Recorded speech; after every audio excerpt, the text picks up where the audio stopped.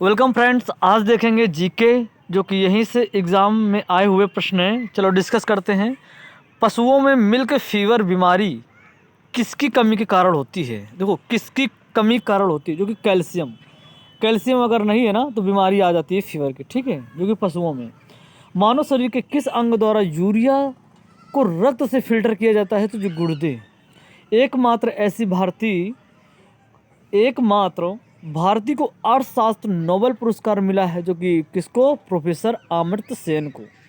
भारत रत्न उस्ताद बिस्मिल्लाह खां किस वाद्य यंत्र वादन में विख्यात रहे? जो कि शहनाई। तो शहनाई, ठीक है।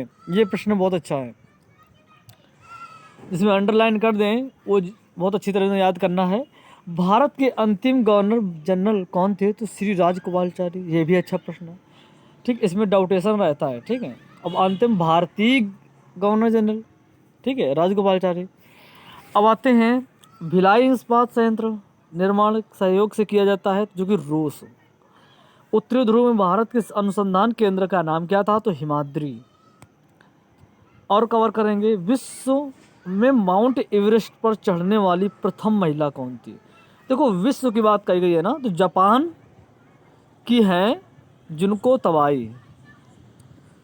तो कवर हो रहा होगा आप लोगों को। पीलिया किस अंग रोगों से होता है? तो यकृत या लीवर से। द्रव सभी दिशाओं में समान दाब पारित करता है, तो यह कथन किससे संबंधित है? जो पास्कल। हमने साइंस में पास्कल के नियम में काफ़ी कवर किया था बेसिक से, तो काफ़ी न्यूटन के नियम हैं, ये सारे कवर किए गए थे। तो वीडियो के नीचे डिस्कशन में लिंक डाल देंगे, तो आप लोग देख लेना। क्लोरोफिल का खनिज घटक क्या है? जो कि मैग्नीशियम है। एलपीजी गैस का क्या होता है? तो ब्यूटेन और प्रोपेन भी होता है, ठीक है, याद रखना। इसमें नहीं दे रखा लेकिन याद रखना, ओके। और आते हैं, अच्छा एक प्रश्न और बताइए, अभी हाल ही में आया था एग्ज़ाम में एयरफोर्स में, कि जो जहाज़ हैं, जहाज़ के एरोप्लेन जो होता है, इसमें जो टायर होती है, इसमें कौन सी गैस होती है? तो चलो बता देते हैं, हीलियम होती है, ठीक है, हीलियम। और आते हैं, अगले प्रश्न, किसने सर्वप्रथम अशोक के अभिलेखों को पढ़ा? तो जेम्स प्रिंसेप। अशोक के अभिलेखों को पढ़ा तो जेम्स प्रिंसेप हैं। किस बौद्ध भिक्षु के प्रभाव में अशोक ने बौद्ध धर्म ग्रहण किया? तो यही है उपगुप्त। उपगुप्त, जब कलिंग का युद्ध जब हुआ था, इसके बाद उपगुप्त ने बहुत समझाया, दिखाया युद्ध कैसा कंडीशन, कितने लोग मारे गए। उपगुप्त ने इनको मतलब एक समझाया, और अशोक ने बौद्ध धर्म अपना लिया, मतलब कि एक अच्छा ज्ञान इनको प्राप्त हो गया। ये पहले बहुत खून खराबा, बहुत अत्याचार करते थे। कौन? अशोक।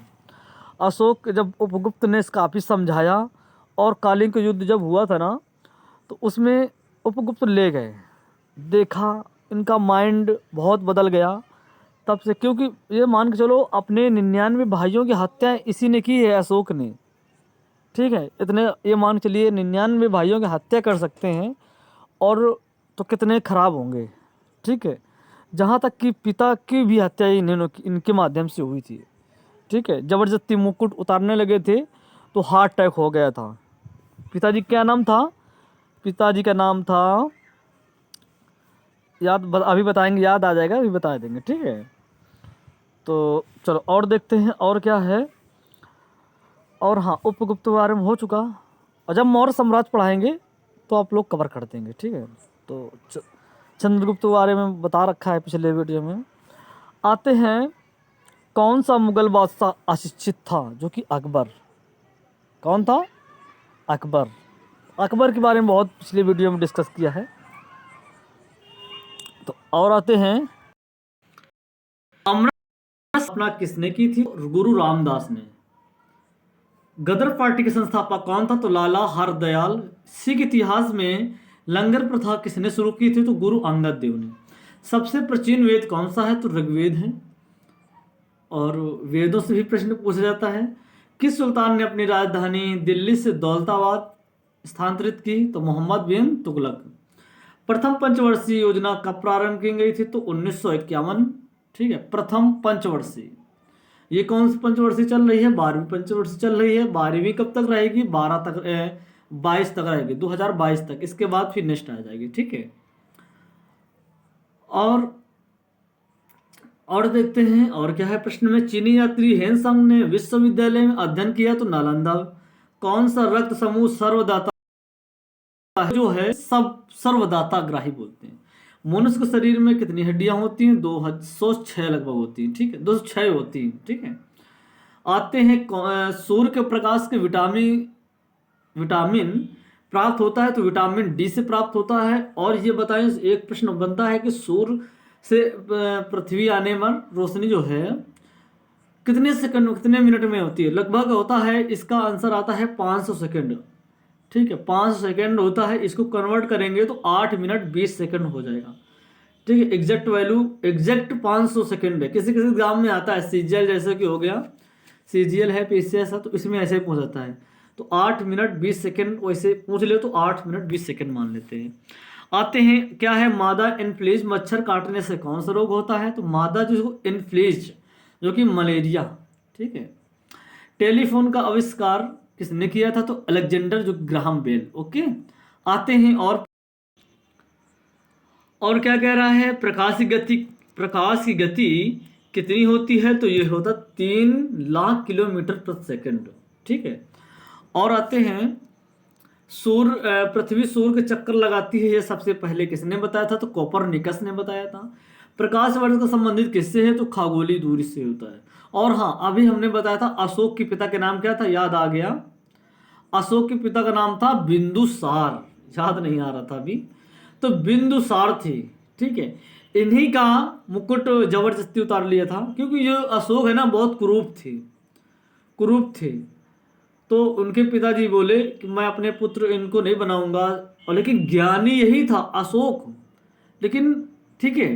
तो एक दूसरा विनोद नाम करके था पुत्र, तो उसको बनाने के लिए प्रयास में लगे थे, लेकिन नहीं, तो यही काफ़ी विद्वान था ये, तो इन्हीं यही बन गया, तो जबरदस्ती मुकुट उतार लिया था इसने, तो डेथ हो गई थी, हार्ट अटैक हो गया था।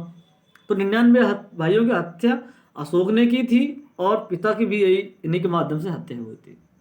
प्रकाश वर्ष संबंधित है तो खगोलीय दूरी। स्वर्ण मंदिर कहाँ पे है? अमृतसर में। चार मीनार जो कि हैदराबाद, कुतुब मीनार जो कि दिल्ली। आते हैं और प्रश्न कवर करते हैं। गेटवे ऑफ इंडिया मुंबई है, और गेटवे देखो इंडिया गेट कहाँ है? जो कि न्यू दिल्ली है। देखा होगा, बना है इंडिया गेट, देखा होगा कभी कभी जब भाषण देते होंगे या कुछ ना मोदी। आते हैं ताजमहल कहाँ है? आगरा, ठीक। आगरा किसने बनवाया था? देखो कितने प्रश्न बनते हैं इसके आगरा से। ताजमहल किसने बनवाया था? तो शाहजहां ने बनवाया था, ठीक है। शाहजहां के बारे में बहुत बेसिक डिस्कस किया है, चलो अच्छा लिंक डाल देंगे, मुगल साम्राज्य के बारे में देख लेना, ठीक है। और ये बताइए ताजमहल कौन सी नदी किनारे है? तो जो कि यमुना, ठीक है, यमुना नदी किनारे है। और ठीक है, और अकबर का मकबरा कहाँ है? ये भी यहीं आगरा में है, ठीक है। चलो और आते हैं, आजाद हिंद फौज की स्थापना की गई थी सिंगापुर में। शिक्षक दिवस कब मनाया जाता है? 5 सितंबर को मनाते हैं, 5 सितंबर को मनाते हैं, ओके। शिक्षक दिवस 5 सितंबर को मनाते हैं। और खेल दिवस कब मनाया जाता है? 29 अगस्त। 29 अगस्त किस लिए मनाया जाता है? जो मेजर ध्यानचंद जो है ना, उनके दिवस के रूप में मनाया जाता है, जन्म दिवस के रूप में मनाया जाता है। देखो यहाँ देखो प्रश्न आ ही गया नीचे, ठीक है, नीचे प्रश्न दे भी रखा है, किसके जन्म दिवस? तो जो हमने बताया अभी, ध्यानचंद मेजर। पर्यावरण दिवस 5 जून को मनाते हैं। करो या मरो के नारा महात्मा गांधी ने ही दिया था, ठीक है। आते हैं और प्रश्न, जय हिंद का नारा जो कि नेताजी सुभाष चंद्र बोस। दिल्ली चलो का नारा नेताजी सुभाष चंद्र बोस हैं। और देखो वेदों की ओर लौटो का नारा जो कि दयानंद सरस्वती ने किया था, ठीक है। और मतलब देखो दयानंद सरस्वती आर्य समाज की स्थापना की थी। एक प्रश्न कई सारे प्रश्न बनते हैं, तो कवर भी वो भी करते चलेंगे, ठीक है। और इनकलाब जिंदाबाद का नारा जो कि भगत सिंह है। तुम मुझे खून दो मैं तुम्हें आज़ादी दूंगा, तो नेताजी सुभाष चंद्र बोस। और हाँ, करंट अफेयर्स जरूर देखा करिए, हम पीडीएफ बनाते हैं और इतने अच्छे प्रश्न आप लोग खुद देखते रहोगे। तो आज चलो अच्छा हम इस वीडियो डिस्क्रिप्शन लिंक डाल देंगे, तो देख लेना, आप खुद कहोगे कि क्या करंट अफेयर्स है, पूरा बेसिक से। होता जरूर 20 मिनट का है, लगभग 20 मिनट का है, लेकिन उसमें करीब करीब 500 से 600 प्रश्न कवर किए जाते हैं, ये मान के चलिए। तो 500-600 प्रश्न कवर किए जाते हैं जो पीडीएफ में लिखे होते हैं, और वन लाइनर नहीं है, पूरा बेसिक से, जो को भी बेसिक से क्या मतलब कि मैप के माध्यम से भी है, और पूरा हर स्टेट के बारे में अगर आ जाता है तो स्टेट के बारे में पूरा सब, मुख्यमंत्री, राष्ट्रपति, राज्यपाल वगैरह, और जो देश आ जाता है ना तो उसके राष्ट्रपति भी सारे कवर कर लिए जाते हैं, हर A to Z। ओके, तो समझ गए होंगे आप लोग। चलो आते हैं नेक्स्ट। मारो फिरंगी के वो नारा किसने दिया? तो मंगल पांडे। मंगल पांडे। जय जवान जय किसान का नारा लाल बहादुर शास्त्री। सरफरोशी की तमन्ना अब हमारे दिल में है, देखना है जोर कितना बाजू एक कातिल में है, नारा किसने दिया? तो राम प्रसाद बिस्मिल। और राम प्रसाद बिस्मिल, ठीक है, ये कैसे फंस गए थे मालूम है? काफ़ी अच्छा राज है इनका। ये ट्रेन से भाग रहे थे तो कुछ बम वगैरह कुछ था, तो युद्ध से जब भाग रहे थे तो युद्ध में इनकी लुंगी, ठीक है, जो लुंगी होती है ओढ़ रखे थे, तो ये लुंगी गिर गई थी।